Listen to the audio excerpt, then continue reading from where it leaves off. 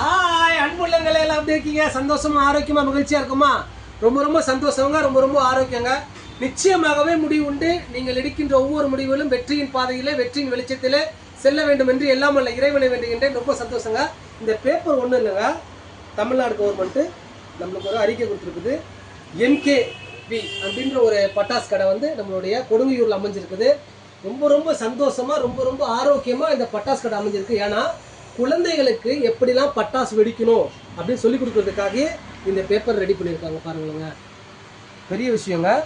இந்த மாதிரி ஒரு பட்டாசு கடையை நீங்கள் பார்த்தே இருக்க மாட்டீங்க வட சென்னையில். இந்த மாதிரி பேப்பர் எங்கேனாச்சும் இருக்கான்னு முதல்ல காட்டுங்க. நான் பேப்பரே காட்டுறேன் பாருங்கள். இது ஒரு அவேர்னஸ் பேப்பரு.